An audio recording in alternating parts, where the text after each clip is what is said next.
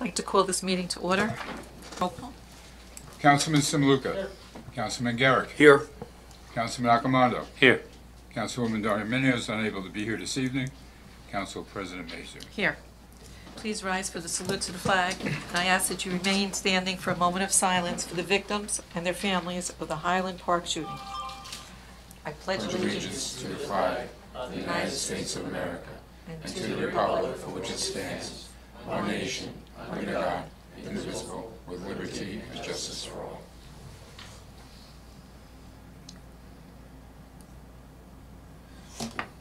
Thank you. Adequate notice of this meeting has been sent to all council members and to all legal newspapers in accordance with the provisions of the Open Public Meetings Act, Chapter 231, Public Law 1975. The public is hereby advised that any statements made during the meeting of the Township Council of the Township of Saddlebrook may not be privileged or protected, and that persons or entities who take issue with such comments or are offended by same may have in the past or legal redress through the courts. Any member of the public who addresses the council speaks for themselves and not for the council. The motion to open the meeting to the public? Second. All in favor? Aye. The meeting is now open to the public. Anyone wishing to be heard, please come up and state your name and address. Good evening, everyone. Thomas Van Winkle, 128 Lincoln Avenue, Saddlebrook. As I do every month, I just want to give a quick liaisons report about what the Mayor's Youth Group has been doing over the past month since the last meeting. First thing we were involved with was the fishing derby, which was on June 18th, which was Father's Day weekend at the park. Just want to thank the youth group members who came and helped out, kept track of the measurements of the fish. It was a wonderful time. We got plenty of pictures on the Saddlebrook Township Facebook page, so hopefully everybody checks that out, and hopefully everybody attends next year's fishing derby. The next thing we helped out with was the Township Picnic, which was this past Saturday. Thankfully, we got it in. The meteorologists, yet again, were wrong, but the youth group members were there helping out along with all our officers, as well as especially our president, Tyler, handing out food and beverages to all the seniors in attendance. So I want to thank all of them who attended. I want to thank Councilwoman Darminio, Shannon Accomando, and everyone, all the civil organizations who helped make the picnic all possible. It was a wonderful time. Moving forward, we will be meeting sometime. We don't have a meeting date yet, but we will work on that and let all our members know when we will meet again.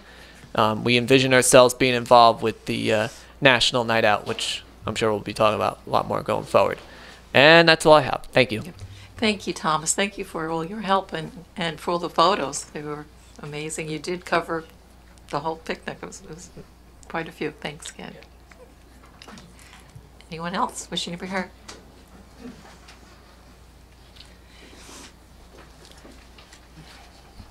Hello, my name is Maria Penafield Tutelich. I live in 550 Fairlawn Parkway, and I'm here today because I want to voice my concern about incidents that have been taking place literally in front of my house. There's been, yep. Well, before you speak, of course you can speak. Yep. I'm the attorney for the town. Just want to say one thing. We were kind of aware of what you're going to talk about.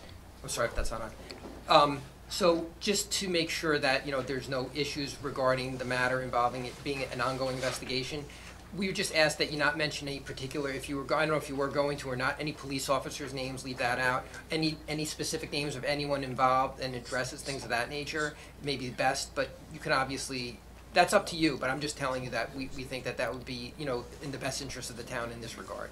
Okay, I understand. We do know what we're gonna, just so we are understanding of the situation and obviously, Yep, I just want to make you aware of my my frustration. There's been a couple of incidents going right in front of my house. Last year, actually, a year ago, highly intoxicated men came to my doorsteps when my daughter and I were alone and tried to get into my house. We reported it, we pressed charges, we're waiting to see what happened to this person.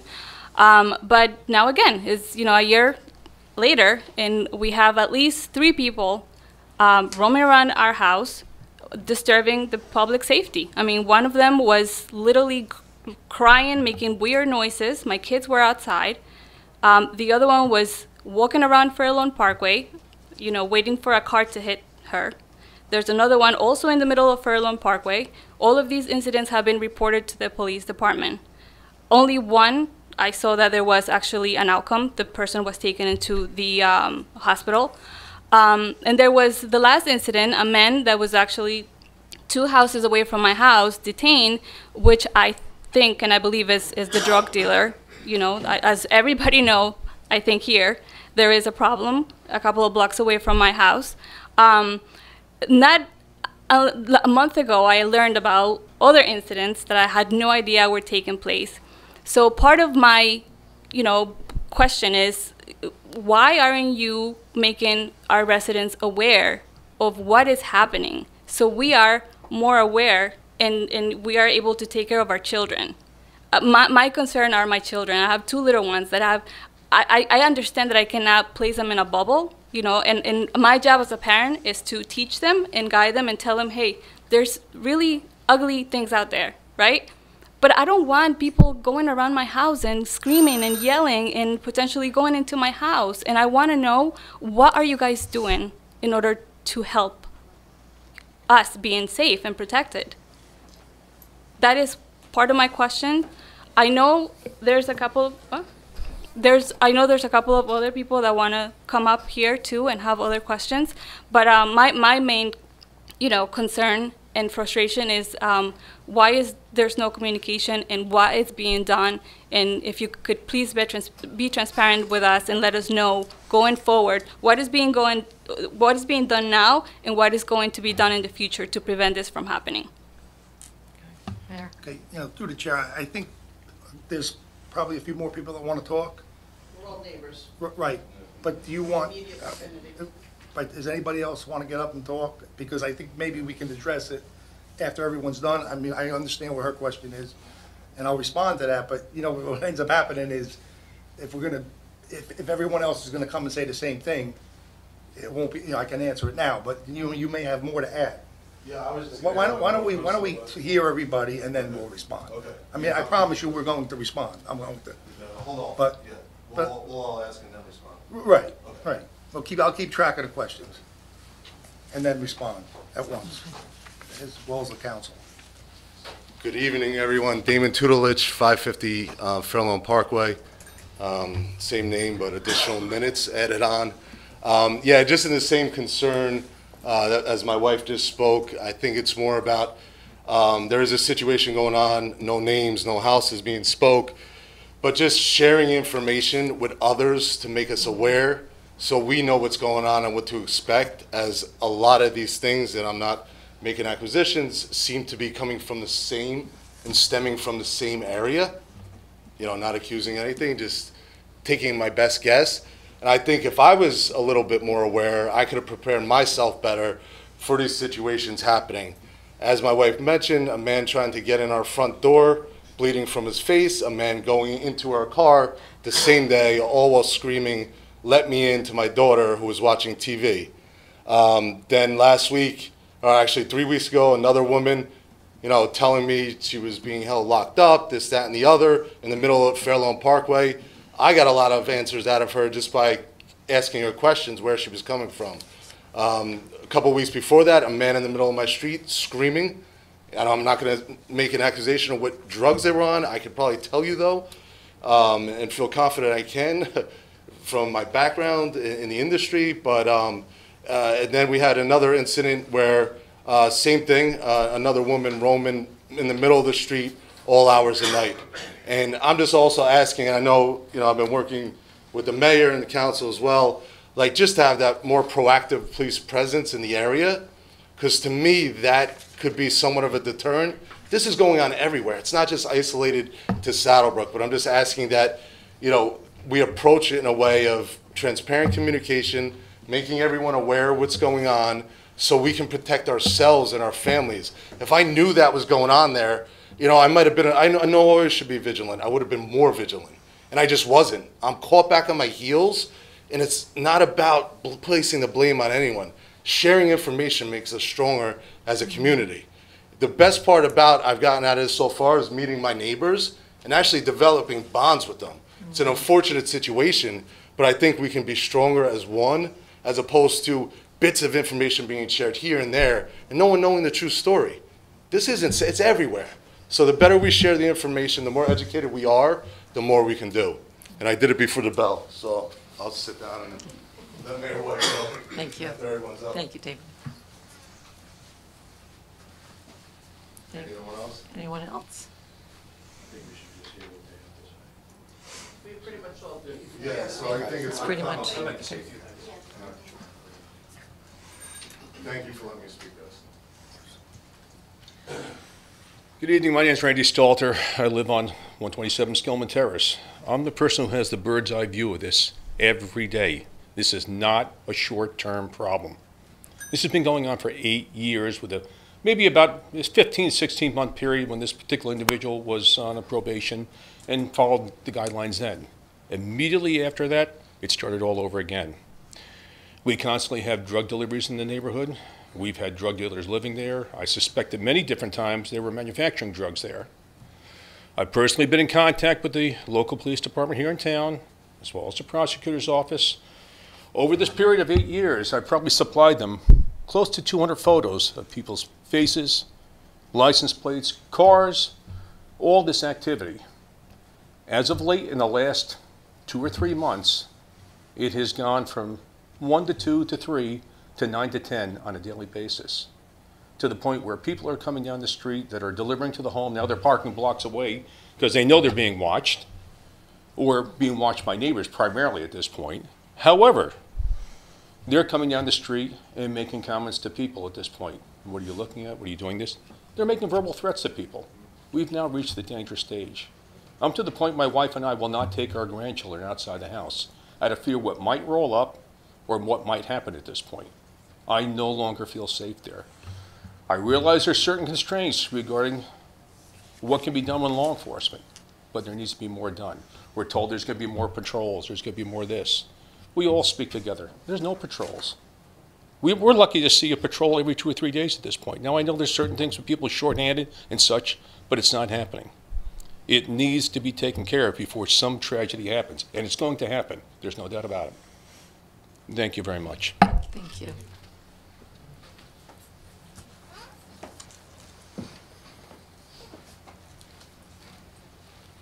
Hi, Beth Brunel DeLamboy, 138 Skillman Terrace.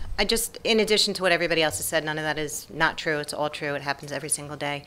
Our police department is also currently taking reports from the specific individual for robberies of her home, furniture supposedly being stolen from her home, which she actually sold to people, as well as her being supposedly held hostage in her house for 3 days. The police are now tied up doing reports for her for fictitious things, and then they're not patrolling other areas of town or available for other areas of town. Meanwhile, we're law-abiding citizens who feel like we can't leave our house or let our kids be out. We're a small town. I know it's a small police department. I don't know if it's something that needs to be looked into where we need more police officers on the road. Our taxes keep going up every year. I'm not really sure where that money's going, but if it needs to go into the police department, we're all for it. Or if we need to do community policing ourselves, we're just tired of it. It's, you know, we've been here 18 years. I can tell you, I've honestly never come to a council meeting because I never really had to. The fact that we're all here, and you've probably never seen any one of us, is we're done. We're tired. We're just hoping that you can help in some way. And I know we've had conversation and we've met before and in writing and such, but we're done. It's enough. Thank you. Thank you. Anyone else? Mayor? Let me just start by saying that you being here is a good thing. And I think this is a public meeting, it's being videotaped, and it's a good way to alert the residents in the area. I think a lot of them know already, but you know, you have surrounding streets, and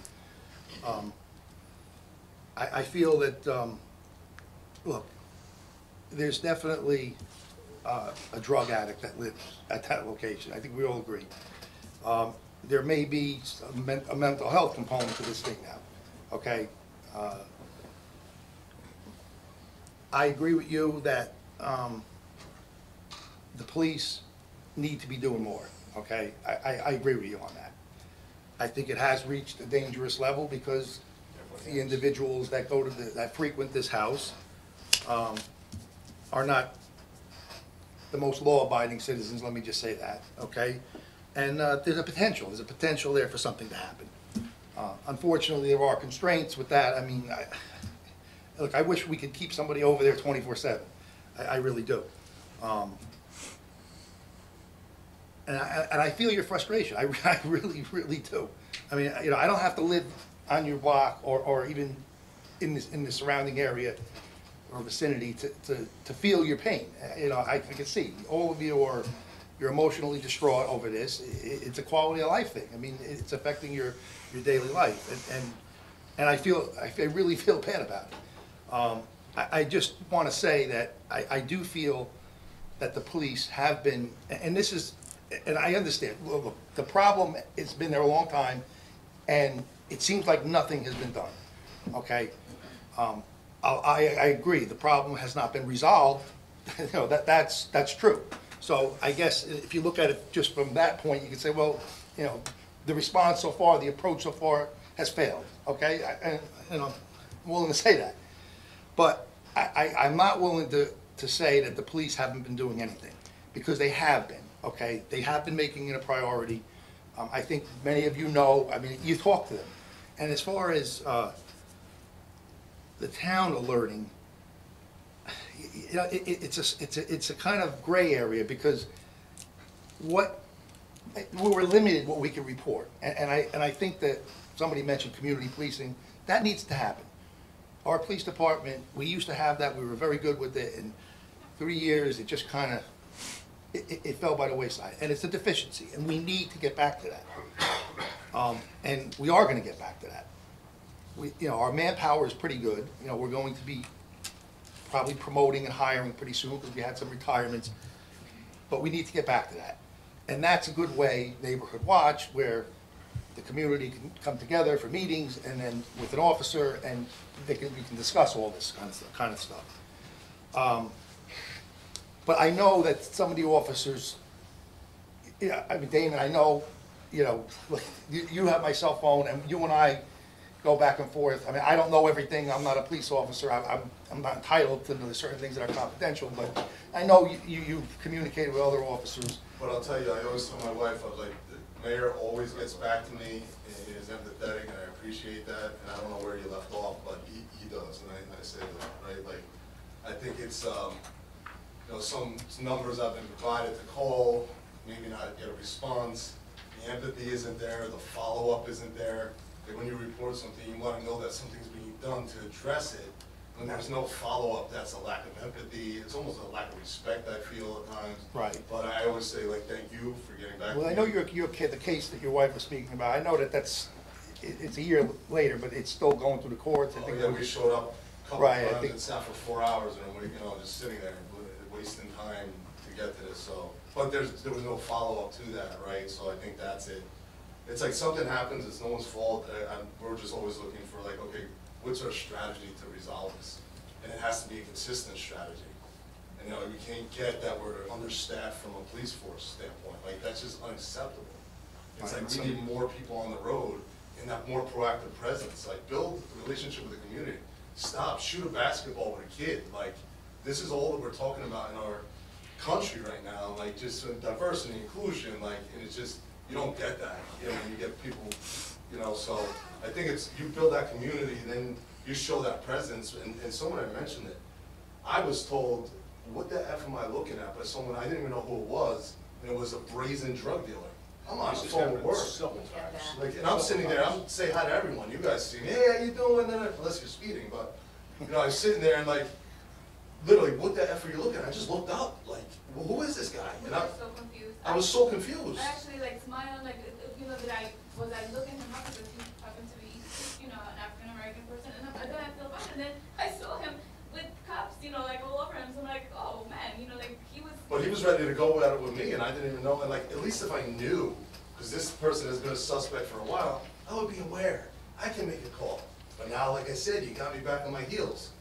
No one does well on their heels. Like, Right. you have to be ready on your toes, and I'm thinking that a friendly neighborhood guy. What that for you looking at? Now we're gonna have trouble, and I think that's what we're talking about. Something bad is really gonna happen, and it's gonna be soon, because if this doesn't get resolved. And we're honestly afraid it's gonna be one of our children. Yeah, And well, I that's don't want all. them to be made an example of. My kid's up and down that street every single day. I have a meeting tomorrow with the prosecutor's office, and one thing that was mentioned a while ago, which I'm in favor of, if we can get permission from the prosecutor. But I mean, you know, we're doing a lot of surveillance there, okay? Maybe it's unmarked cars, so maybe you don't see it, maybe, and I'm disappointed about the lack of patrol cars, because you're saying, I'm sure that they may go by sometimes when you're not there, but you know what, with this situation, I believe they should be omnipresent. They should be there all the time, you know what I mean? The evidence will speak for itself. Most of the people in their home cities have cameras. Right. And with everything that's going on, everybody watches these cameras, or they'll run through them the entire tape. Everything's going fast. There are no patrols going fast. One thing that I would like to, again, request permission to do, is to maybe set up a pole camera in that, right, in that area, You're running right, forward from in that my- Stop location, being too- and have it monitored, You know, that's, if I could get permission. The only thing is, I don't know, we got a couple of attorneys here, you know, the constraints of, are they gonna say, you know, that we're harassing this person? You know what, at this point, I honestly don't care. I shouldn't be saying that, but I don't, because you know what, I feel for you people that are here. Like a Right. Right. drug-known area, just like you would if it was in the street corner of Patterson or a hot area. But I do know that people are not showing up there as much anymore, because They are they've showing been- up. They're And just it parking depends on blocks But away now. but there's different people. Well, the one individual, No, there's not. the There one, are yeah, very similar people. the one individual that Damon was talking about most recently, has he been there? We Because, still see a lot there Yes. still. yeah, Some, they're some not stop scared. coming. The black- We see the- some the black newly- BMW. I haven't seen them. no. right, yeah, 'cause- Since COVID, I've been working the from food home. delivery one, I've been which direct view isn't of this all day cops. long. And the local businesses, right, so it's a vandalization, like, she's vandalizing just by her presence, what I'm saying, the person, going into local businesses. I want to go to a deli, get a bite to eat, I don't want this person begging and. that's the you know, latest, 7-Eleven but the other that's night. something Or that's knocking at that every started. Knocking on everyone's front door, she's Door. knocking on people's doors, and then how do you get from, you know, Fairlawn Parkway where the memorial is, to Route 4 with no one seeing you, no cops patrolling, like, she's making this walk all banged up and all like, but like, she's just going unscathed, like. A good deal of it now has resorted to being done during the hours of darkness overnight, Yes, where people will not see them. and we It's know still the going cops on. aren't there. I still see it going on. Yeah, you have to come during per hours, I not. mean, it sounds like a very Right. bizarre thing here. Simple act of rolling your garbage can out to the street on Wednesdays. I looked 3, 4, 5 times before even walking out to the curb. That's how bad it's become. That's bizarre. That's bizarre at this point, that you have to have fear in your own neighborhood. And then them telling us what that for you looking at, like, I don't know, unless I checked, I was on the title of this house. What do you mean? They act like it's their Yeah, they act like it's their neighborhood. Like we're neighborhood. in their neighborhood Yeah. and don't belong. And that's where it's getting scary, right? And I literally went and grabbed some water because it's really at home, like how scary it's getting. And, you know, the presence, like you said, it's not there. One of the individuals, 2 weeks ago, when I was working from home, he was outside his pickup truck there. He made some sort of comment to a young girl. I saw the panicked look on this girl's face, teenage girl walking down the street. I was on my way out the door, because this person had crossed the street already at this point. The girl continued down. Supposedly later on, she just reported, oh, he just wanted to know what grade I was in or such. Maybe that was the case, but the look on this girl's face, that was not the incident at all. That scares me. That scares me. And why would someone want to know what the grade Okay. is? Yeah, I was on my way out the door to see what I can do, because I thought there was going to be an incident.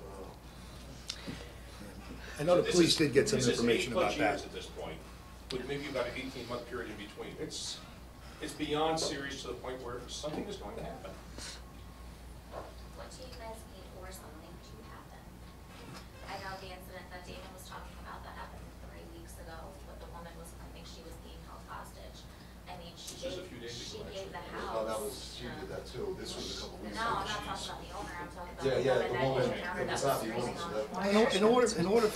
In order for the police to act, that there has to be some kind of crime or suspicious activity. But she was clearly on something and she was claiming that she was. Like, isn't that enough for, they don't know if she was drugged, they don't know if she did it on her own, free will, maybe, but isn't that, I'm not a police officer, Well, I don't you know, they Is that could possible? definitely stop her, but if she's high, if she's a danger to herself, I mean, When she walked up really. my driveway, that's where I got the Yeah. problem. They're walking up, I guess it's a magnet now at this point, like, they're walking on my property. And I'm like, whoa. Like, Well, they're is it trespassing a car? then, I mean, that could. Yeah, that's what the first guy got. And We had one individual, the same person I was talking about with this pickup truck, walk halfway up to my window and wave at you, like because they knew we were looking. they're terrible. Well, they shouldn't be on your property, I can tell you They're that. totally trying to intimidate. They're trying an intimidation game. So do And we the call people the I'm still cops speaking every with, time I've something reported. like that happens? I would, especially if it's something that they could be arrested for. And I think that needs to, I'm not a cop. I mean, you know, Wellness checks it's are not good, you gotta arrest. Right. But that too, if they trespass onto your property, because that's another incident where somebody did trespass onto somebody's property and was banging on their back door, looking for this individual's house, which was at the wrong house, so when the police came, That they was just my neighbor's let home. him go. They went to the wrong house. Like, They to went up me, the that's back door. enough reason to, Well, in a case like that, I mean, I'm not at an this attorney, point, but, like. you know, I would certainly call on it. But if they're just intoxicated or high, I mean, the thing is, there's really not much you can do. They're a danger to themselves. They could be taken under the ATRA law to a hospital, but, you know, they stay there. I mean, the hospital's not gonna keep them. They're gonna, you know, evaluate them, and they're not gonna keep them there for a long time. And same thing with psychological. I mean, they do it, even if it's involuntary. You know what, I've seen it all the time. They just, if they don't wanna be there, in a case of like this one, that's a drug addict that is definitely not gonna wanna be there. One of the incidents this past December, whether you are or not aware of this here, she had several individuals staying in the house that were suspected dealers as such, or manufacturers. To come out the next morning to find all 4 of the tires cut in the street. Now, this is a scary thing. What type of individuals are coming to this home? Well, the And this was this videos past that December. was very. Or actually, this was November, right after Thanksgiving. Right. And that was the time, the first time that we met, Well, we right? had our meeting and I told you Right. the person was waiting behind the vehicle to assault somebody. Yeah, that, there was some other, I really can't mention it, but there was an ongoing investigation that The led to. individual still comes some- home, comes on weekends. Yeah, but you know what, from what I understand, again, it's an ongoing investigation, but it appears that there's more of a drug use than drug sales going on there. There may be people that do sell, but they're not like selling out of the house. Like other people aren't coming, it's not a drug den, but I would I suspect don't know at that. one point, last year, probably between August and up and through December, there was definitely that going on in the house, and or possibly manufacturing. And we have a mission to that on tape, on the person I'm playing in front of the street, by my house. We have people with cars from 5 and 6 different states that would cycle in and out of there on a regular period. Just through the chair, Yeah. I'm going to personally tell you, if you have somebody in your property, they are disorderly, whether they're drunk, high, it's your right to call the police, because now they have probable cause. So don't feel if you call 5, 6, 7 times a day, do it. It's their job to go. If they don't go, bring it to a higher level. But you have probable cause once that person is disorderly on your property or in your area. So they have to come out. Yeah, I think with it being active is on our. And I'm not pointing fingers at anybody, but Yeah. I talked to you, I talked to a few, I was in the same situation. I got no help from the township, from the county, from the state. I had to deal with it on my own. I'm telling you, be that squeaky oil, that squeaky, be the oil for that squeaky wheel, because you don't help yourself, nobody's gonna help you. Yeah, And I hate to tell you that, but I've told I was in the numerous same people, law situation, enforcement, and I only had to help I'll give you myself. Every piece of information you need, pictures, the times, everything you need, faces. And I have got it. I've supplied over 200 photos over the years. Yeah, and as far as transparency, we'll be as transparent as we can, but we're not given any information. All the information I found out is talking to Al, talking to Dennis, talking to Damon. We're not given information because it's ongoing investigation. We're only council people. So we're not given, so the whole transparency thing, I don't want you to think that because I talk to, a lot of you I consider my friends, I don't consider you just acquaintances. We don't know a lot of the stuff that's going on. If it wasn't for you telling me, I don't know about the other council members, but if it wasn't for you telling me, I wouldn't know what's going on. Well, in respect to that, I know in other towns, like the police department does have to do like a monthly report to the city council, so you're aware of statistics of what's going on in town. Does that not happen here?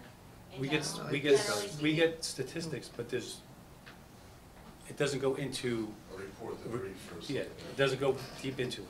But we do get something from police department. I hit a high Is there a way level that of it could frustration. change? Is there a way that it could change so that you do get a report every month? Yeah, I don't want just to think that we're like totally in the dark, because that's not true. Okay, we're not totally in the dark. I mean, we know when major incidents happen. We do know about it, and you know, I've known when last year with the tire slashing, and then there was a police response or a police thing that occurred at the house. I don't know if you're aware. I know some people are aware of it. Very aware. But, right, so, you know, that took a lot of, you know, that had to be approved to do that, and from my understanding, that it's still being looked at. But, It was not very productive. right, It- that, it- right. That's exactly But right. you may not know, I also made some contact with people just to let them know what was going on a regular daily basis. That the house went quiet about 4 or 5 days beforehand. Everybody that was living there all left, to the point that everybody moved out, everything was gone. Nobody came and went, she was the last person there. I find that kind of strange. There was another period of time also that really got me upset last year, or actually maybe earlier this year, when this one particular individual you're talking about with this BMW, he was a regular daily guy that would come in, and I had called, said, the person you're looking for is there now. And think of my frustration, I was told, we don't have anybody to send. That is terrible. Yeah. We don't have anybody to send.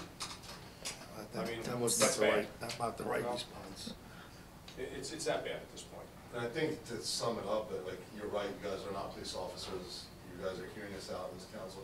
Like, what's that first step we're gonna take? I think it starts with police presence, investigation. What are we investigating? Like, we know what's going on. We need police presence. We have cars, like cop cars here. Even if you park them around town, I mean, this isn't being videotaped again. But like, you know, like just something, like, I wanna see a Saddlebrook police car, Saddlebrook sign, Saddlebrook police sign, something. And I've been saying this back to the speeding days. And I know we have the trailer there, but the officers themselves will tell me, I only have one, another guy on the road, 2 guys on the road. The officers are telling me this. And no names, but like maybe they're crying for help too, that they want more support through the community. So. I would think a lot of the officers today, with the latest thing for the last couple of years, is bail reform, have a major level of frustration. Because people just turn around and are out in a few hours to do whatever needs to be done, what do they want to do again? I mean, I know this is beyond most people what they can do. The level of frustration has to be incredible there. And now there's body-worn cameras that are being mandated, which Yeah, really they should have yeah, now. in a bad They're gonna be getting them shortly, so. Or contain them, that's all, we just contain And these we're people. not So. bashing the police department, we support the police, we have a lot of. Right, no, people I in there are know police that. officers or retired police officers, it's not for any lack of respect for police, law enforcement, and we appreciate all that you guys do, we're just really, really frustrated. Right, and that's why when you mentioned about alerting the community there and the neighborhood, I know for a fact, well, your husband, I know, has been in contact with Damon, I know there's been, from Hickory, the state trooper, Dennis. So I know that they've been kept informed of most major things that are going on there. Look, you know what, more has to be done, okay? And I have that meeting tomorrow, and believe me, I am gonna stress that, and I'm gonna demand it, that it be done. And to Todd's point too, you know what, we know, but we can't, there's certain things that we're not allowed to know, and we really can't go and run the day-to-day operations. We had an officer in charge who just retired, probably gonna be naming a new one soon, but we fall under the prosecutor's office, so Part of the some of that problem is information. There's advanced or tremendous presence, this individual will just move it blocks away, and someone else will inherit that problem that we currently have. It needs to be more of an attack on the individual and the home and everything else. It's only going to go to somebody else at this point. And there's no doubt about it. Pretty sure. That's what's going to happen. Yeah. It'll just shift to somebody else's neighborhood. I did the closing on that house, and I know that Jack would be, rolling in his grave if he knew what was going on over there, because he was the most upstanding, by the book, law enforcement guy in the world. The problem is, and I'm also, I don't know any of who knows me there, but I prosecute in 5 towns right now, and I prosecuted in, I think, 35 towns in Bergen County, municipal court stuff. And this is the problem.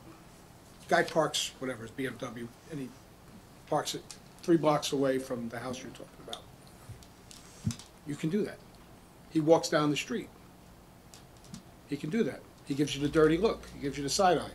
He can do that. You probably can say, what are you looking at? It's probably not a crime. He walks down the street, in this case, we know what street it is, and he, even if there's a cop in a patrol car sitting there, and he just can wave, or he can say F you. And then he walks into the house and he shuts the door. None of that is actionable. None of that, he can't be stopped from doing any of that. That's the problem. Yeah, that's the problem, is that you can't. Even if there was a cop sitting there, 10 cops sitting there, but if they're going in there, we kind of know what's going on. Can you prove it without being inside, without somebody, an undercover guy? And that's why I say, and you guys know, because you had your meeting, that there is ongoing investigations. I know the person. Actually, I prosecuted this person and the person that used to live there with, used to be married. Prosecuted both of them for different things in other towns. The problem is that getting these people that are going there, until you know really what's going on inside, you really are hamstrung. So you can't have it's, let's put it this way, it's not as if there's brawls on the street, and if you got cops, maybe they won't come there or they won't do it. All the stuff is happening inside the house. Now, if it's happening outside the house and you've got video of it, you give it to the authorities, and that'll happen. Now, you mentioned something about the tires being slashed, and everyone's got cameras. Did anyone get a video? This was done in the hours of darkness. But yes, we did share the video. And You had the video? I did call the police and file a report that there was an abandoned vehicle, there was 4 slashed tires on the street, and then the Nimrod who owned the car filed a report with the police and claimed it was a dispute over an ex-girlfriend. But the video does clearly show this person slashing the tires and hiding behind the vehicle in wait to assault this person with a weapon. And did the video show that? Can that person be identified? The person whose tires were slashed said he knew who the person was. Right, but Can regardless I of identify that. the person? No, on video is a person's face, where that can be provided and somebody can see, and that person can be identified. And then if there's an act, whether that person wants to pursue it or I don't not. think the victim wanted to pursue it. You know what? The police, it's just like domestic violence case. When somebody goes there and they show up, and usually it's the woman, I don't want to say it's always the woman, but usually it's the woman, and she says, "No, we just had a disagreement," and meanwhile she's got marks on her neck. That's why the cop is the one who files the report, and not that person, because that person always comes to court and says something to the effect of, if he goes to jail, I'm not going to be able to support my 2 kids. We love each other. We're working it out, and they want it dismissed. That's one of the reasons, because that happened in Lyndhurst. Judge Kahn let the person out. The person kept beating his wife. She kept dismissing it, and then he ended up coming out, I think it was a sledgehammer or some hammer, and just beat her to death. And that changed the law, where the person is, the victim is not the one who actually signs the complaint. It's the officer. So this way, it's really up to the officer. And if the officer feels that this is an isolated incident, you might let it go because they kissed and made up or whatever. They might have to go to counseling. That's what I try and do to people, force them to go to counseling so they could acknowledge their incidents, because half of that stuff is due to drugs and alcohol use. But it's, they can't come in and dismiss it on their own. Now, again, there's I don't want to give you the, I don't want to placate you and say, trust the system, but sometimes you don't know what's going on behind the scenes, and there is some activity. It's very tough to get inside a house. You can have, if you've got the probable cause to get the warrant to go in if you believe that there are activities. If they're doing an investigation, you may not know it. Some of those people that are walking down the street may be undercover police. You don't know. And they're supposed to look like scum. That's why they're there. And perhaps some of those people are going there to do something. And again, if there could be a sting operation, I'm not sure. So it's a touchy situation because I'm not privy to what the police are doing, what the prosecutor's office are doing. It's not to the level of the state or anything like that, I'm sure. But we know that they are working on it. They know who the person is. They know the history of that particular person, and no one wants them to stop doing what they're doing, or in essence, get them to move more than us. And we don't want your area, and I live 2 blocks away. I mean, it's not far from my house. So no one wants that kind of stuff going on, especially when you got young kids, and you especially got, what you might consider less than desirable people in your neighborhood. The problem is that you can't stop someone who looks seedy from walking down the street. And we all know, we got our spidey senses kick in, and we kind of know what's going on, but is it provable? I don't know. I want to say that the people in the power to do something are aware of this, and to my knowledge, there is an investigation, and I'm sure that once that crack opens and they can get in and try and tear this, whatever endeavor it is, try and tear that apart, that they will. In the meantime, if anything happens, again, you can't just call up and say there's a guy in ripped jeans walking down the street and he doesn't look nice. That's not gonna do anything. But certainly, if anything other than that, if he ever approaches your kid or goes on your property, call the police, and hopefully they'll get there. If you've got the cameras, they'll know what it is. They could review the film and possibly then get those people. And at some point, the cost of doing business will get too high, and they will go, from statistics and from experience, they'll go away. Why go there when they can go to someplace, I don't want to mention the town, but a different place, and get the same thing without having concerned citizens around? They're used to operating in areas where no one gives a crap. And you guys obviously give a crap, and rightfully so. So eventually, there's no reason. Why should I risk being arrested? Because listen,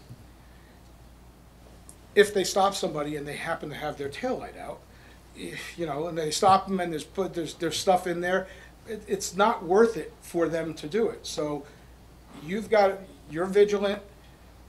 If something is out of the ordinary, you can call, but certainly if there's something that's an actual offense, they come onto your property, that's an offense. Now, listen, I've gone to the wrong hotel room in the past and knocked on the door, and it was like, who the hell are you? I went to a client's house, knocked on the wrong door. I'm not trying to do anything bad, but in this case, you kind of know that person is getting there for some kind of reason. But if they're on your property, contact them, and if they do anything other than say, oh, I'm sorry, I was looking for 212, I'm just making up a number, that's not the number. If they say that and then they walk away, I'm very sorry, but if they're prowling around, that's a problem. That's a danger to you and to your property. So you got to call, and then they've got to, then there could be a complaint made. And after a while, it gets tiresome to just be in court every day, because you could be out doing other things.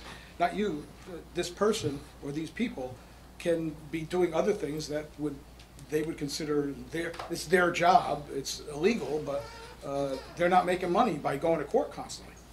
Would you be able? Could we do something in a strategy like over-index on at least our side of town for now?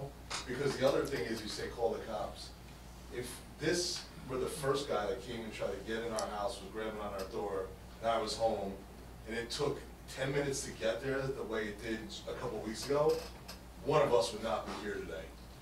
He might have not felt anything because the methamphetamine, but like that's a long time to get to someone's house in a town this size, but when you don't have enough guys on the road, so all we ask, can we get over-indexed for now?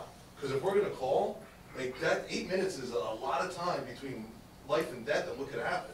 I'm so grateful that woman that day was actually not being aggressive, you know, but if that was the man, it would have been awful, how long it took to get there.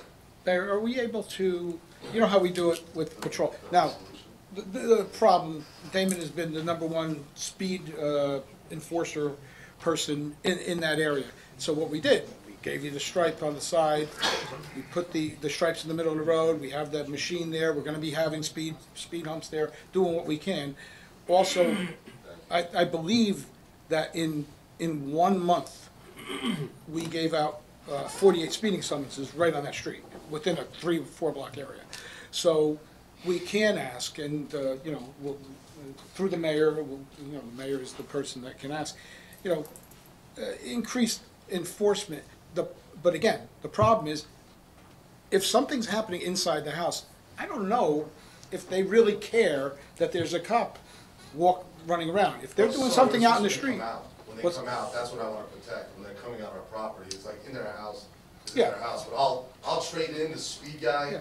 for this guy. But again, you gotta remember, and I talk to people all the time, again, I hear from victims all the time. I mean, every crime has a victim. So I hear from the victims, and when they come to court, it's not only the bad guys that come to court, it's the people that are offended by them that come to court. And the problem is that there's, you know, 24 hours in a day, if you go, I forget what the song is from Rent, how many minutes and stuff like that. But there's only, when they drive around, if they're not there, like, listen, my wife is the biggest one. Where's the cop? That guy went through a stop sign. Where the hell's the cop? I said, well, he's probably 2 blocks away doing something else. So they can go around and they can make their patrol, and we can ask that they do a more enhanced patrol of it. The problem is, yes, the problem is that it takes a minute to probably go through all those tree streets and up Skillman and Weller and all that stuff. It'll probably take him a minute to go. And if that person is not there during that minute, you know, there's 59 other minutes in that hour, and there's 24 hours in the day. So it can't hurt. It can't. Yeah, I agree. It can't hurt, but it cannot hurt that there's no negative to that. But we can ask that there be enhanced, since it's an acknowledged problem. Probably one of the most dangerous things that are going on with us now, and not the people that are suspected delivering to the house. Any of her cohorts that arrive at the house are always under the influence and they're driving. My concern is, they're gonna hit a kid, they're gonna hit one of us, we witnessed several years ago, one of the suspected dealers drive across 3 front lawns to escape when her husband came home. I think somebody will remember those stories. Yes, you saw that too.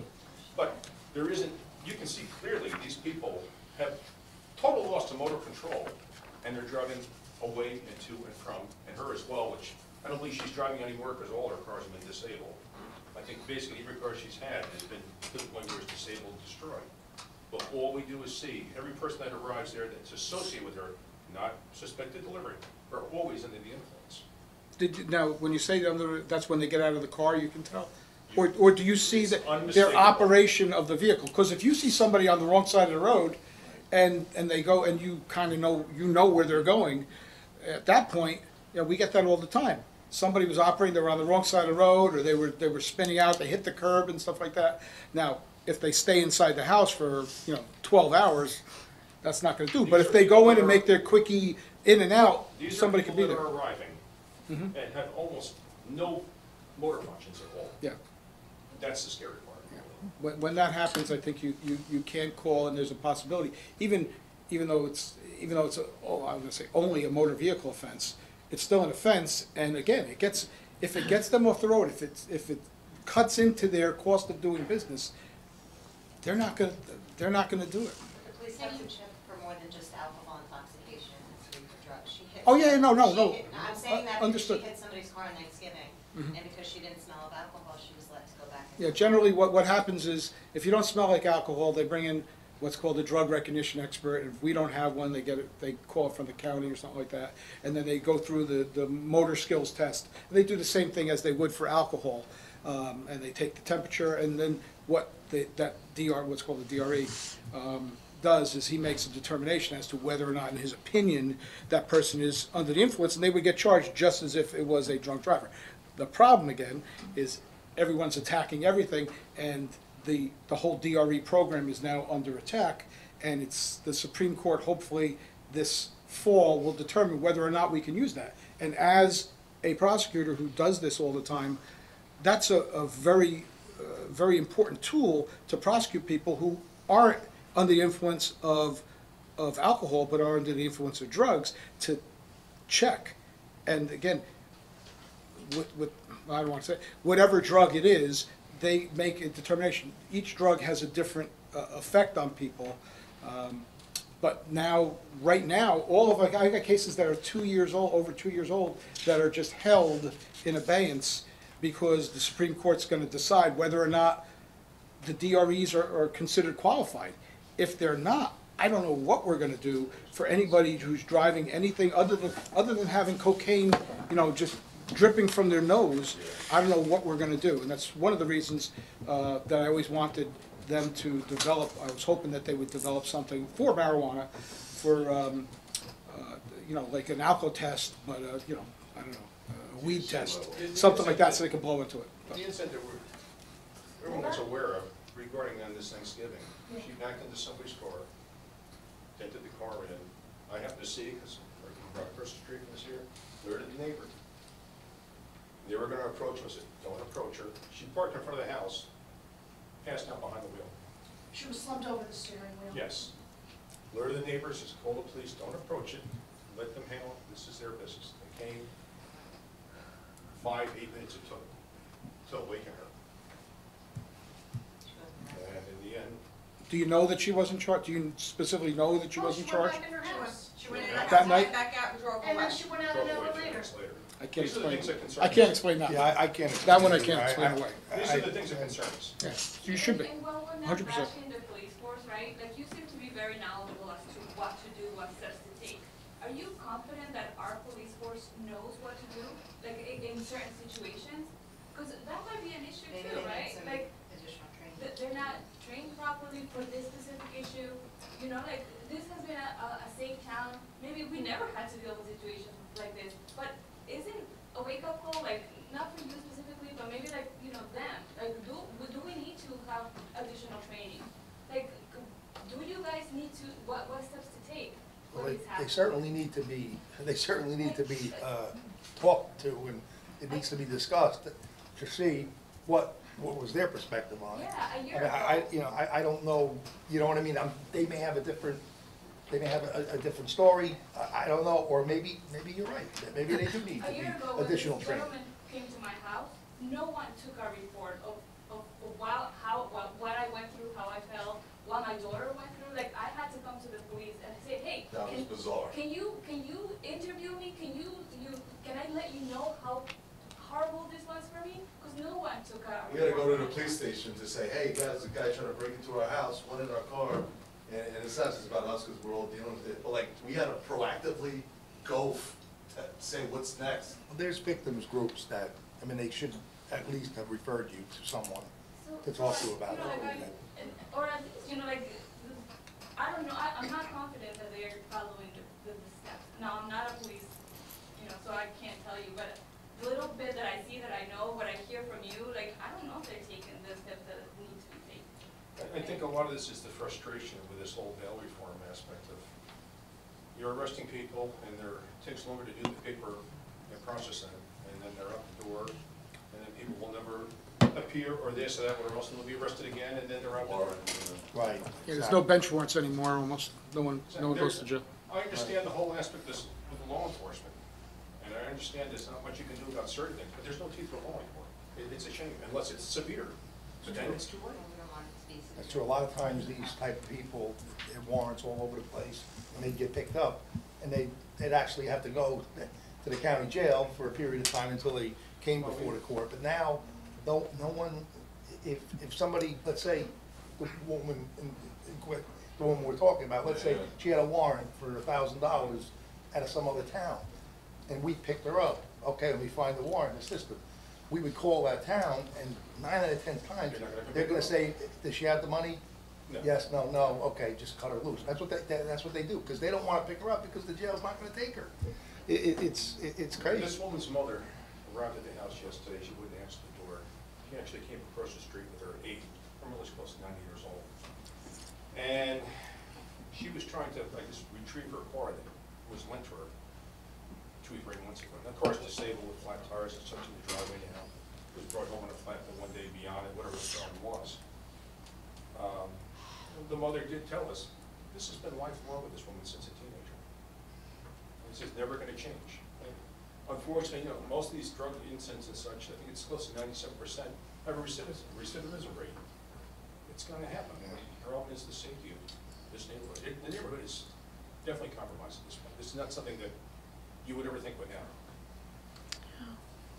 Well, I think moving forward, what we have to do is definitely have increased patrols, even if we have to look into maybe a power shift or, at certain times and have more of a police presence there. I think we have to get together an official neighborhood watch where we have a police officer, community policing officer, meet with everybody, this way we can share information and give information. I know this, and this has been going on, and it's been effective. Okay, I've seen effectiveness with the zero. They basically have a zero tolerance. I know they've been stopping people, and that one individual that we were talking about, he hasn't been back, and they, that was by your house. So whatever happened there, you know what? This guy got the work. Okay, you know what?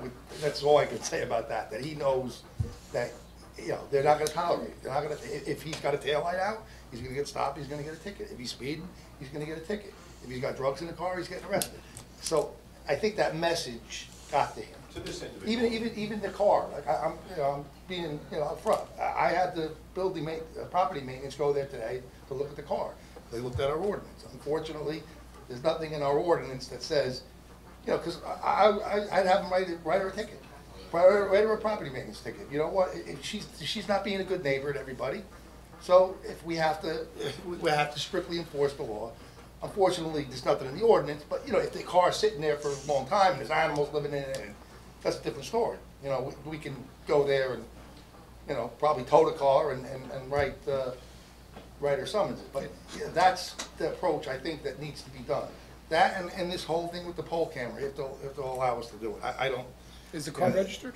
What's that? Is the car registered with plates on it? Yes, it is registered. It's her mother's car. Yeah, it is registered. But with the flat tires, I mean, if it was out in the street, it'd be a different story. It'd be considered abandoned or disabled in the road or an abandoned car. Then we could tow it out of there. But on our own property. But we're going to be looking at all those things, and that's the way I feel about it. And that's what I'm going to convey to the prosecutor's office when I speak to them tomorrow. And they have been having some good luck with this latest approach, but they need to do more. They need to stay on top of it. They need to continue to do it. That's my message to them. Like I mentioned, we probably supplied over 200 photos of people's faces, times, cars, the whole routine of all these different groups of people.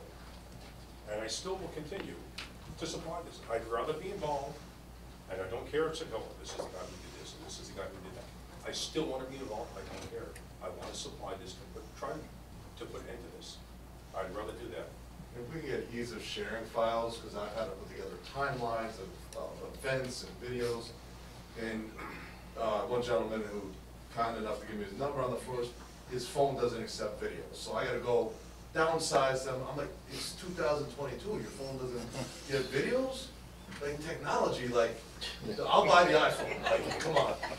Like, now I got to send it to an email and work with the file. I want to help, but now I'm working overtime. Right. And that's what's, we all are, we all are. I mean, down the line. And now we talk every night, we're all working together, so we're all working overtime. And I'm just, I don't live right next to it, I can't imagine. It's kind of interesting, all of a sudden, everybody in the last few weeks have all become vocal. It's And really we're not come to a realizing head. it. It's come to a head. This is spreading.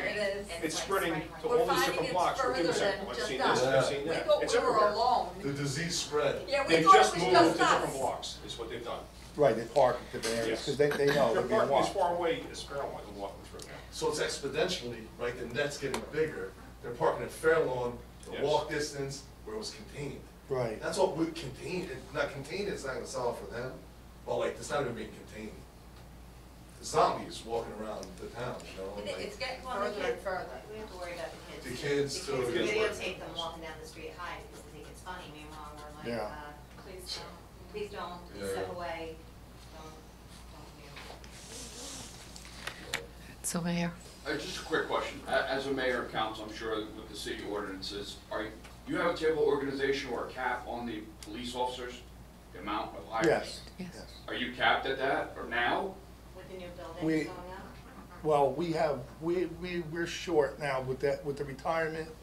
We're down to 31. We should have 34. Now, And the we're gonna amount- hire. We are gonna promote and hire very soon.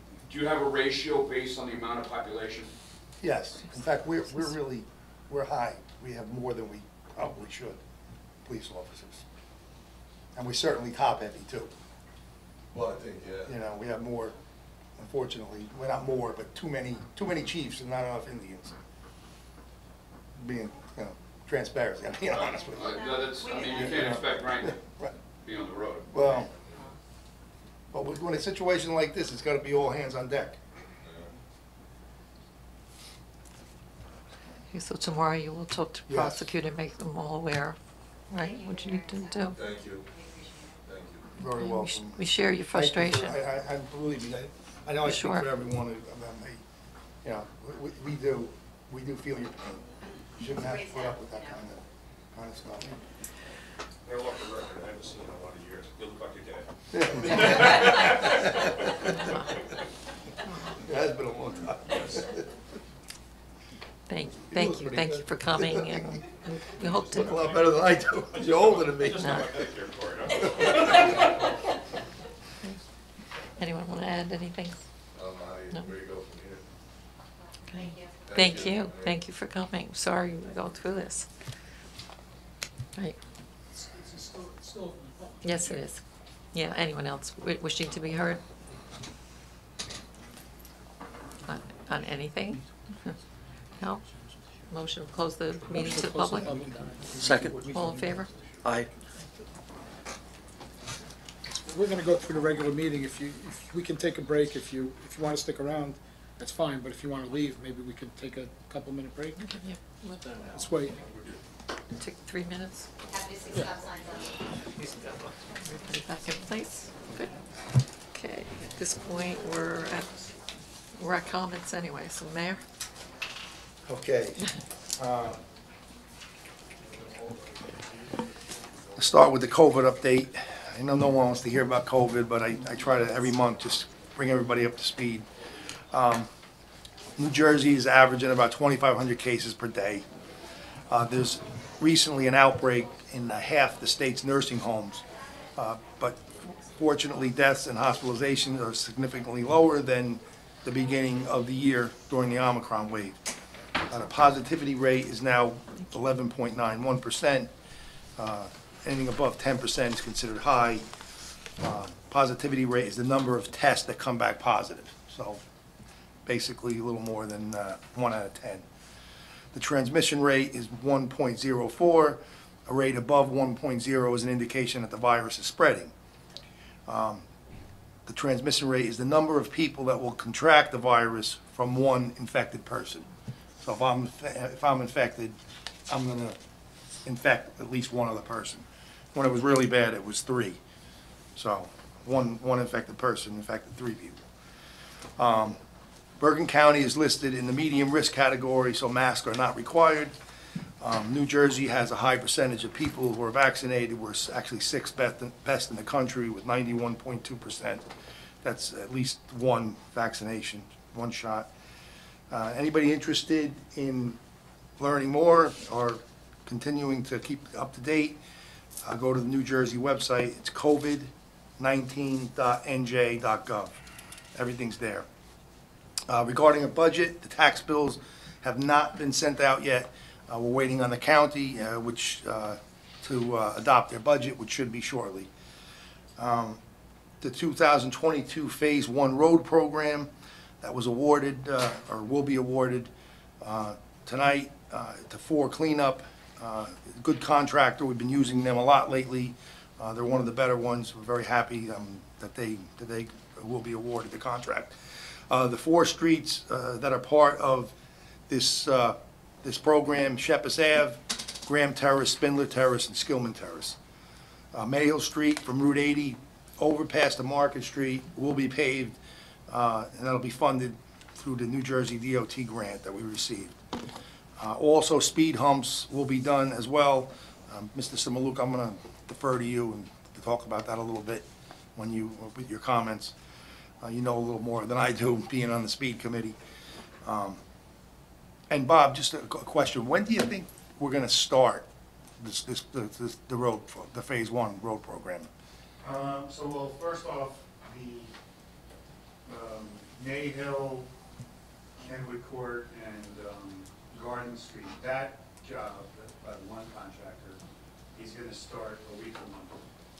Okay, great. As far as the Phase 1 of the road program that you just mentioned, there's no start date yet, but talking to him preliminary in the July, maybe August. Okay, before the fall then, right? Yeah. I just don't want to get into the cold weather again or run into problems. Okay.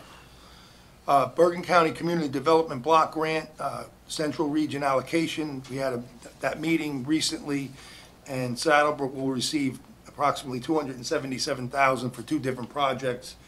Approximately $130,000 for the elevator at the new municipal complex, and $140,000 for paving Congress Street, which will be next year.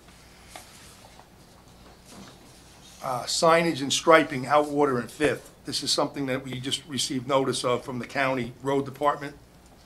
They're going to install double arrow warning and a supplemental stop sign facing the southbound traffic on 5th Street at Outwater Lane.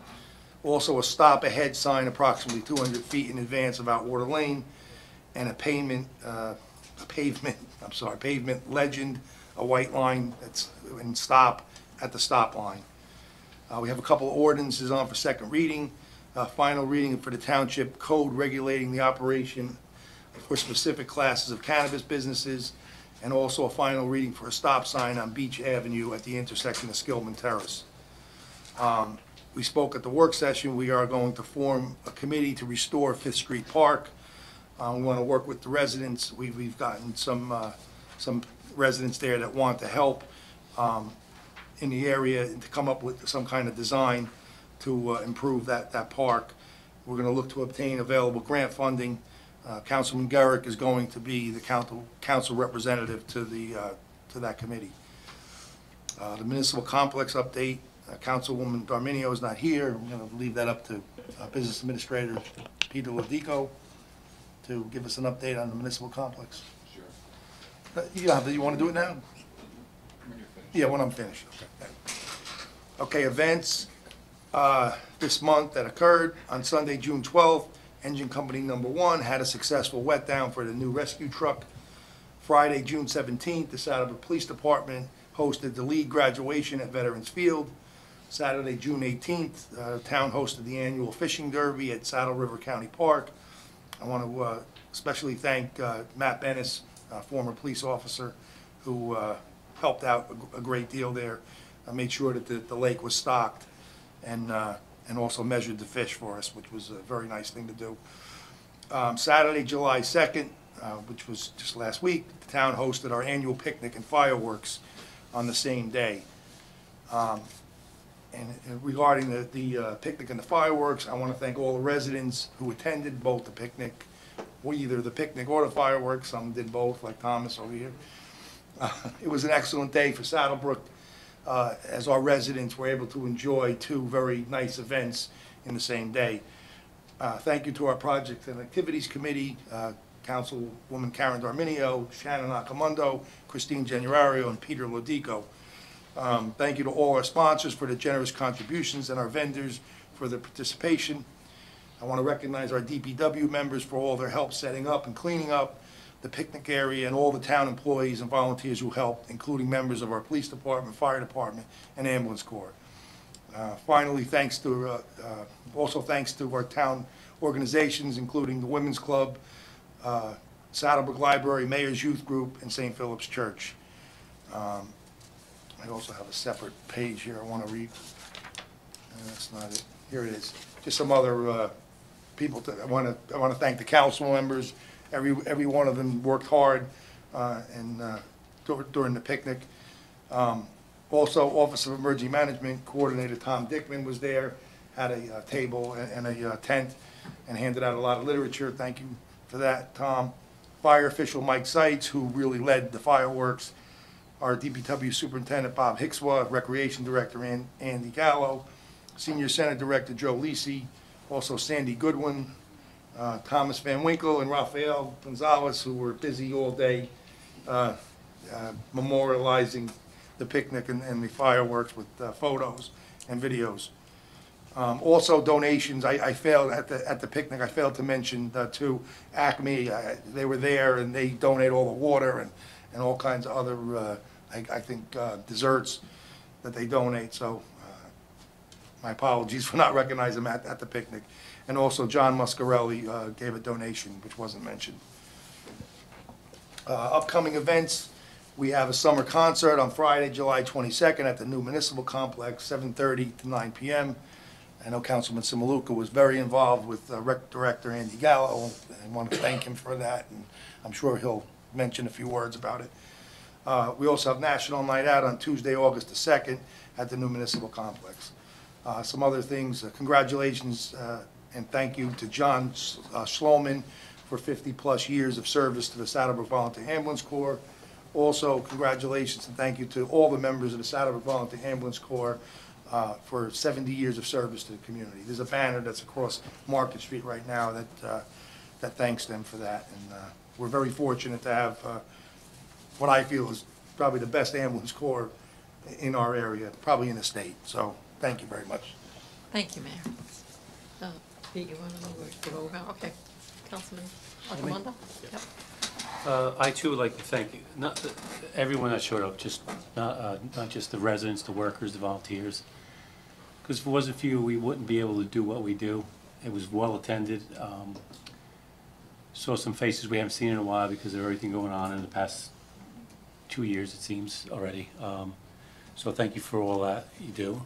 Thank you to Karen for putting it all together. My wife, Shannon, and Christine, they work tirelessly. I listen to all the phone calls at night, on the weekends, and the preparations that go into it. So a big hats off to them three.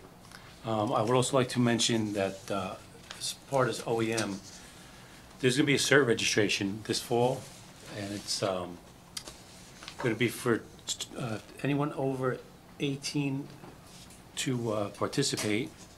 We're trying to, I believe, get a teen cert where it would be around 16 years old.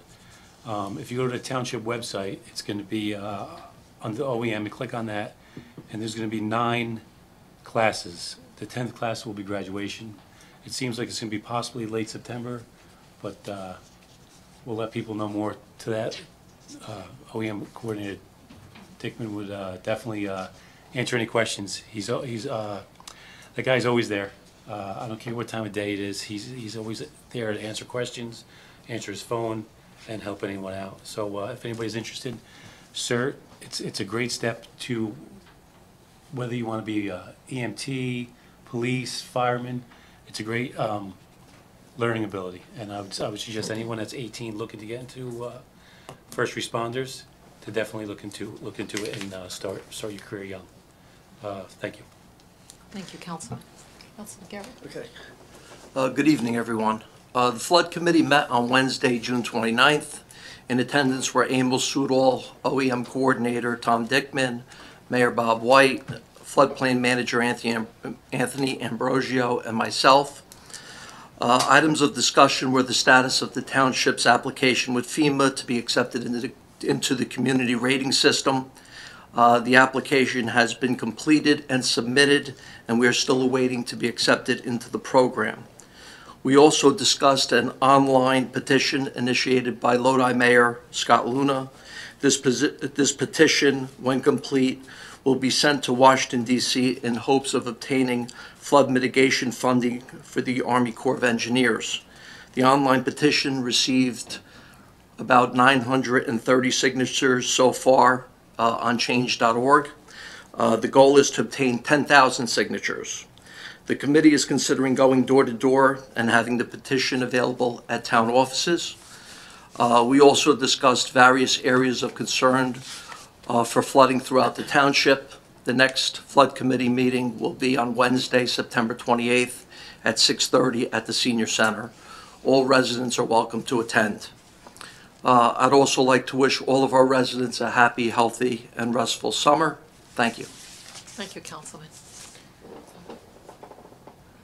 Pete, you want to go after Andrew? Do Andrew? Yeah, Andrew. Hello, everybody.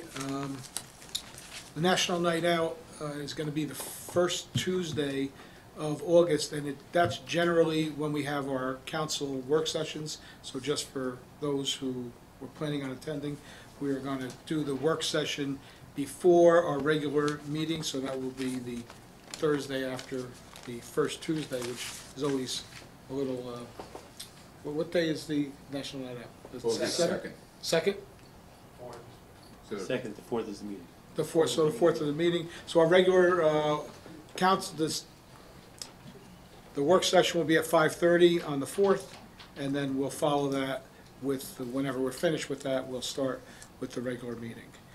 National Night Out, for those who haven't attended, is a great night. The people that were here before, and who's watching this at home, have seen we've got some very involved citizens, concerned citizens, and they're rightfully concerned. But they were talking about community policing and being involved with the police. That is a great night to meet your officers, because almost all of the officers are there. It's a more casual contact with them. Some of them are in uniform, some of them are not, but you can get to know them a lot on National Night Out. That's always a great time, and there's a lot of activities for the kids. So try and come out to that. That'll be at our future municipal complex, and there will be food, and I'm not sure there's going to be rides, but there's enough activities to keep your kids occupied. The picnic was a success, and I got to really give thanks to Storm Fields. Could take the place of any meteorologist. In the beginning of the week, for Saturday and Sunday were total rainouts. That's our picnic day and the rain date. We're supposed to be total rainouts. And I know when Karen made the decision, I was calling her every day saying, when are you going to make the call? When are you going to make the call? She held out till Friday, and at that point I was expecting her to say, you know what, I'm not going to do it. Let's just make it for Sunday. She went with Saturday, and man, she proved all those meteorologists wrong, because Saturday turned out to be a great day. It was not two great things. It wasn't raining, and it really wasn't that sunny. So, you weren't getting some of these sunny picnic days are, they're miserable, to be honest with you. It's hot when you're there, especially the people that are near the concessions that are really warm. So she made it. I know she bit her fingernails down to the nubs, but she made the right call. So thanks to her and the committee and everyone who came out, all the volunteers that came out.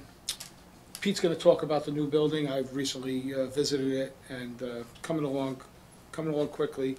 And I think it's something, I've said this many times, it's something that the whole community is going to be proud of. The concert, July 22nd, it's a Friday. Usually these town concerts are in midweek. We're fortunate to get a weekend date, which is odd. It's going to be a Billy Joel cover band. So come out. Now it's going to be, again, it's going to be at the new Municipal Complex, 55 Mayhill? Is it 55 Mayhill? Next to the Acme, the old Home Depot lot that we are rapidly transforming into our new Municipal Complex. It's going to be held on the field. There's no grass. So please, if you're going to come, bring your, you can bring a blanket, bring a chair, and have a good time. So this is the first, I've been trying to do this for, 10 years. I've been saying, everyone else is doing it, why can't we? So we're doing one this year, and hopefully that will be a success, and we can try and do more in the future. But I think it's great for the community and for everyone to go out there. Our officer in charge, Captain Galbo, retired, and I want to wish him the best in his retirement, in the next phase of his life. A great friend of mine and a great police officer, and we thank him for his, I believe it was 31 years of service to the police force. In terms of the speed committee, somebody had mentioned, thanks for the stop sign. There's going to be a stop sign placed on the corner of, is it Willow and Beach and Skillman Terrace. That's been an area where some people are, it's an odd shaped intersection where the people on Beach don't really know that they have to stop, even though Skillman is the dominant street. So in accordance with the law, in order to be a valid stop sign, you have to do it by ordinance. This is our second reading tonight, and hopefully that the stop sign will be erected soon, and there will also be some striping with the stop, the word stop, and the stop line there.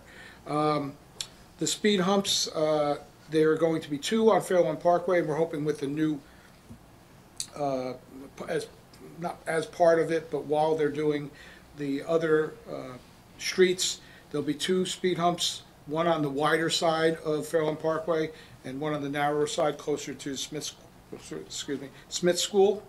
They're going to be, that's on Fairlawn Parkway. We're also going to have one on Lanza and also one on Wilson. We've gotten some requests for speed help, I should say, on a couple of different streets, the most prominent being Danaway and Strathmore and Alberta. Now in Strathmore, I think Strathmore is not going to be getting none of them are getting speed humps this year. Strathmore, we're thinking about paving next year. It's high up on the list, so it would be silly to put a speed hump there this year and then just tear it down and repave next year. So that's high on the list on priority for next year, right around the entrance, the entrance to Avon Park that's located on Strathmore. Danaway and Alberta, there were some complaints. We actually got a petition from residents on Danaway. We have purchased a speed box. I think it was a very good decision on the part of the council to purchase that. And we're working with our DPW and the police to put that down to measure what kind of speeding is going on in those areas.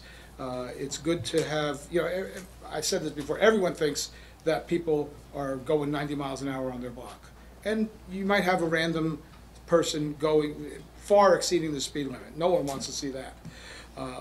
But like we saw on some other streets, the real average speed is not as high as some people had thought. So we're all about trying to quell the speeding if we can, but we like to support what we do because it costs money.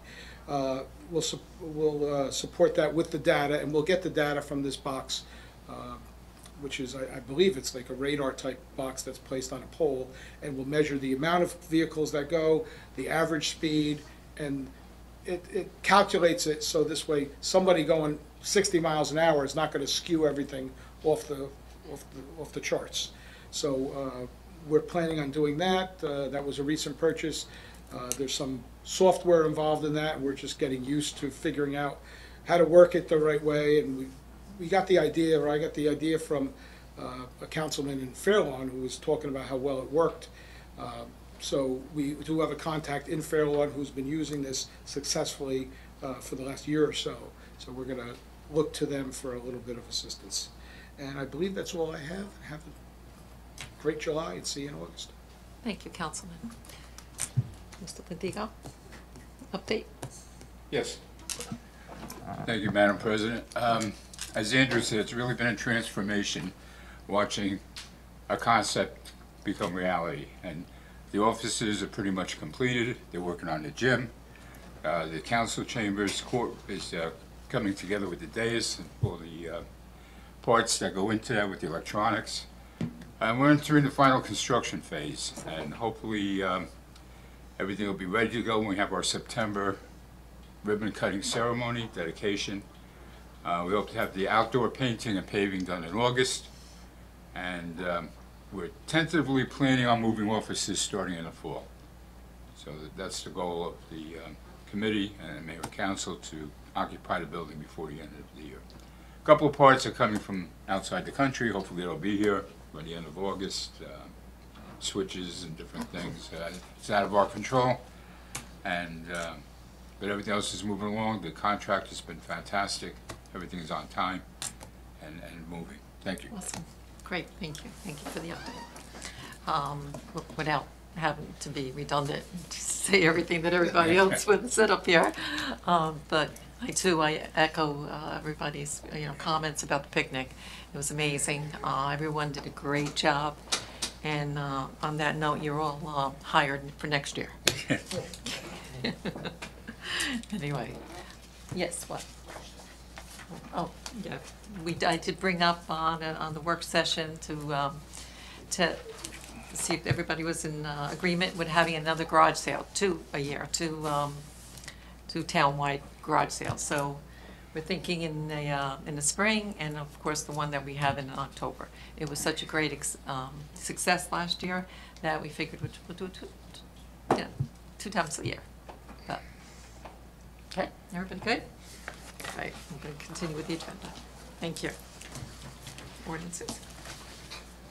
Ordinance 1723-22, an ordinance of the Township of Saddlebrook, County of Bergen, State of New Jersey, and supplementing Chapter 206 of the Township Code, regulating the operation of specific classes of cannabis businesses within its geographical boundaries.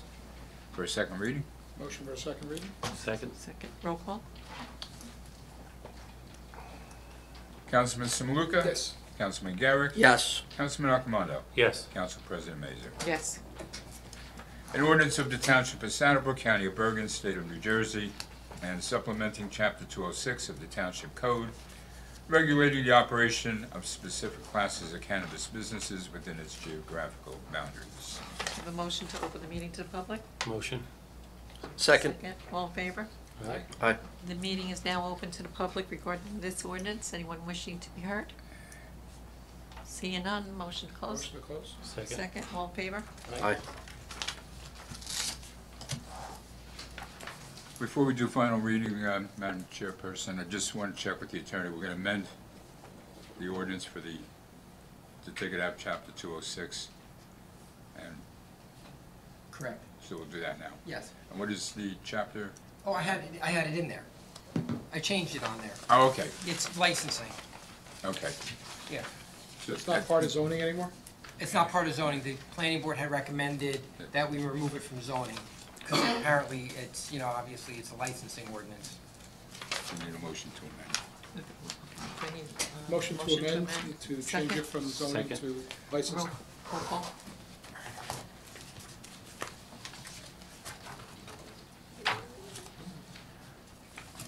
Councilman Samaluka? Yes. Councilman Garrick? Yes. Councilman Alcomondo? Yes. Council President Mazur? Yes. The amendment has passed, and final reading is, be resolved by the Township Council of the Township of Saddlebrook that the ordinance entitled, an ordinance of the Township of Saddlebrook, County of Bergen, State of New Jersey, with the Township Code regulating the operation of specific classes of cannabis businesses within its geographical boundaries as amended, does now pass on second and final reading, and that the Township Clerk be directed to advertise said ordinance or title thereof in the press, together with the notice of the date of passage of said ordinance according to law. A motion. Motion Second. to accept. Roll call.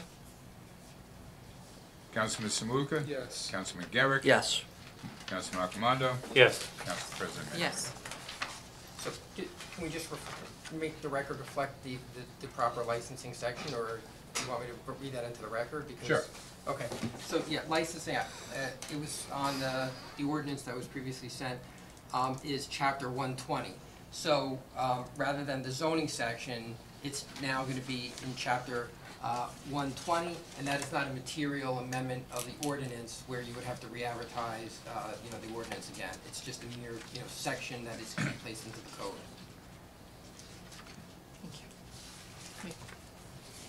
Next ordinance for final reading is ordinance number 1724-22. An ordinance amending chapter 196, section 43, entitled Schedule X, stop intersections, for second reading. A motion? to second reading? Second. Roll call? Councilman Samuka. Yes. Councilman Garrick. Yes. Councilman Accomando. Yes. Council President Mazer. Yes. An ordinance amending chapter 196, section 43, entitled Schedule X, stop intersections. Motion? Motion to open to the Oh, public? Second. Second, all in favor, roll call. All in favor? Aye. Okay. Aye. Aye.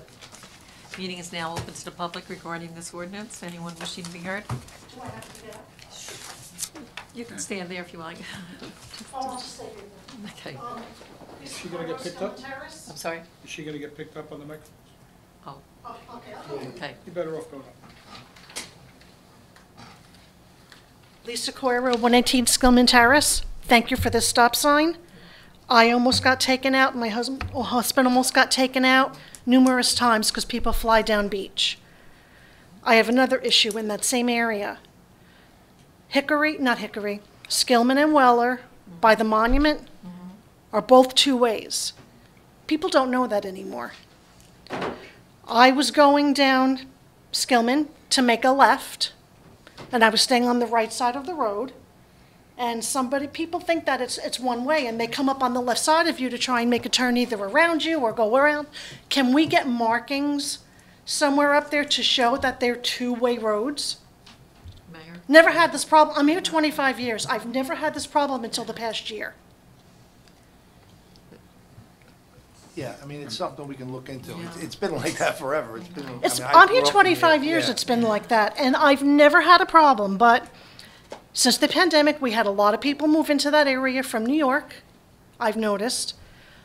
Just a lot of people in general.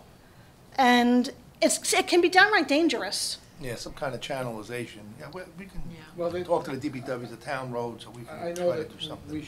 we probably need to go to the engineer, because was it manual of uniform traffic safety design or something like that? A lot of alphabets, but Yeah. there's requirements of what you can or can't have in terms of traffic controls, either signs or any writings on the ground, where you would think maybe just throw an arrow both ways on each street, maybe that'll help, but it's gotta be according to this. I know Anything there was- is better than nothing there was that's some there right talk about now. making it one way, Don't make it one The way. one going, yeah. My son will be driving down the wrong sides of the road. Right, but that's what we thought. Everybody's so used to it being the way it Yeah. is, to make it, to change it from being both sides two-way to one way. Well, it's two different streets. Right, exactly. And people don't get that. Right, no, they It's don't. really not that hard to If you're comprehend. not from that area, it is a little, most people try to stay on the right side of the road though, normally. Yeah. You know what I mean, regardless. Even when, I make that mistake when I'm going down one way sometimes. Yeah, you know? but if we can do anything at all, it's better than nothing that's there now. So people are driving down the middle of each Well, I was, one way? well, I get it's it, yeah. two streets with the island in the middle. They're both two ways. What's happened to me is I live on Skillman. I was driving down to get to the stop sign by Fairlawn Parkway. I'm on the right side of the road, which is where I'm supposed to be, and I'm gonna make a left. I've had people come up right next to me, to the left of me, to make a turn. So now they're driving on the wrong side of the road. All right, I'll let it. Maybe a street. Great. Through the chair, Okay, yes. we just did it on Fifth Street, so maybe we could look into putting the double, like you said, the double arrow on either side. A signage instead of painting, because you got parking on both sides, on both sides going the way. So I can see why some people just moving to town could see why it might be just a one-way, because there's only parking on the right side of both ways in and out. Parking lot. So if we could put maybe a double arrow on either way, my help. Okay, thank you. Thank you. Anyone else wishing to be heard on this ordinance? Seeing none, motion closed. Second? Second. All in favor? Aye. Okay. Be resolved by the Township Council of the Township of Saddlebrook that the ordinance entitled, an ordinance amending Chapter 196, Section 43, entitled Schedule X, Stop Intersections, is now passed on second and final reading, and that the Township Clerk be directed to advertise said ordinance or title thereof in the press, together with the notice of the date of passage of said ordinance according to law.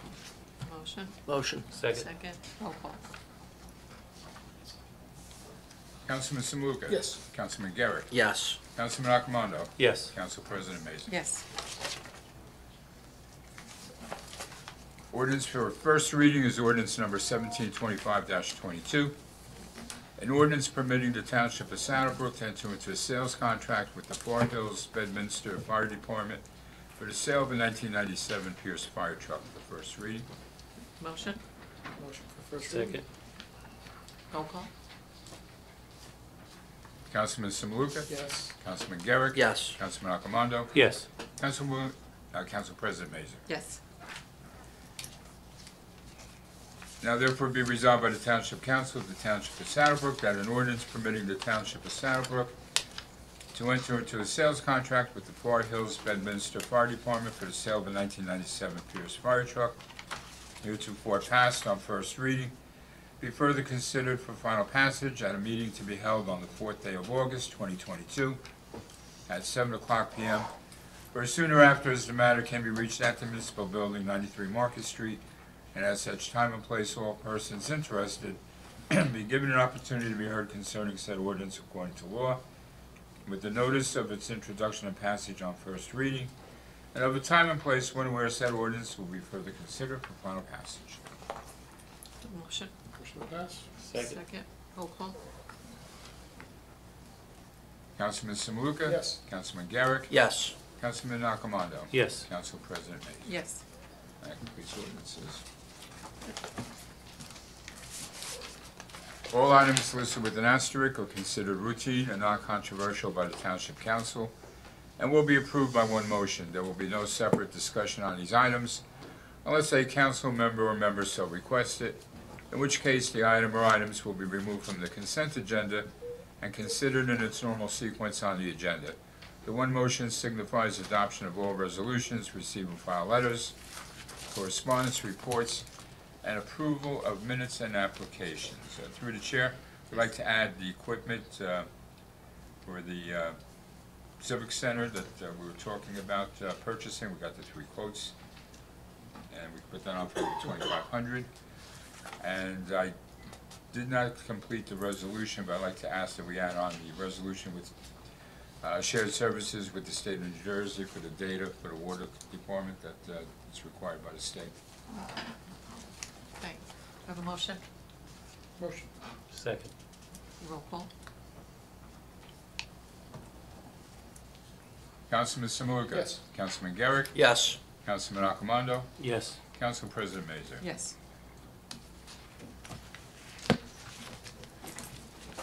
See you.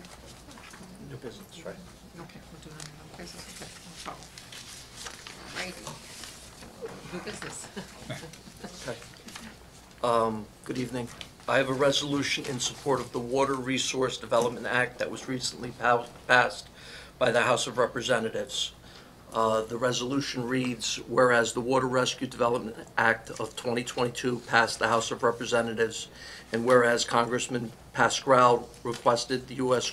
Army Corps of Engineers be authorized to study the Lower Saddle River Flood Protection Project as expeditiously as possible, and whereas this flood mitigation study will provide potential solutions to protect against flooding in Saddlebrook and surrounding communities. Now, therefore, be it resolved by the Township Council of the Township of Saddlebrook that it hereby supports the Lower Saddle River Flood Protection Plan, and be it further resolved that a copy of this resolution will be sent to all the Lower Saddle River Basin communities, Senator Cory Booker and Senator Robert Menendez, Senator Charles Schumer, Majority Leader, and Senator Mitch McConnell, Minority Leader, urging their support on this important project. Thank you.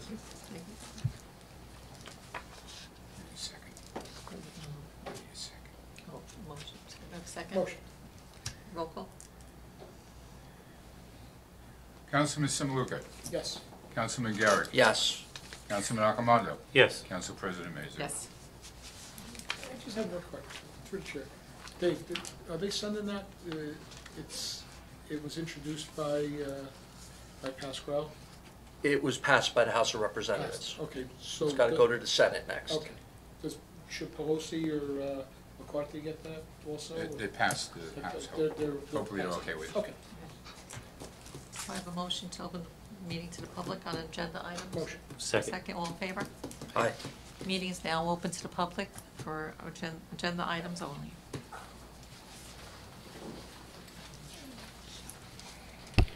Good evening, Jerry Taylor, 318 Sheppes in Saddlebrook. In reference to the cannabis, do we have locations where they're going to be yet? Through the chair, Mr. Mayor. I can actually Oh. comment.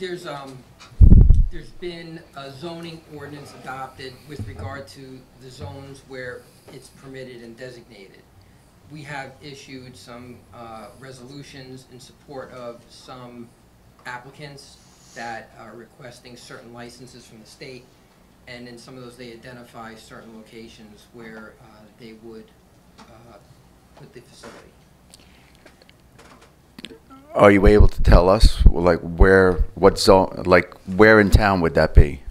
It's all a public record. Yeah. And there are public resolutions. I think we passed about six that we did already. 6 resolutions, a 3 and 3. I'm trying to remember. And right, the 3 retail, and 3 cultivation, and then we're going to do we're potentially doing some manufacturing. I mean, I can't give every specific location, but I know that. Just general. But I know that there's I don't have the zone map in front of me. But, you know, if you, I can't tell you specifically, you know, because we passed these some time ago, and I don't want to give you information that's inaccurate. I don't know, you know, but there's specific zones set forth with regard to where retail would be permitted, Right. where cultivation would be permitted, and where manufacturing would be permitted, and micro growing would be permitted. Okay. Jerry, I can tell you too, there are on 46. 46 is the corridor really for at least for retail. So there's one again.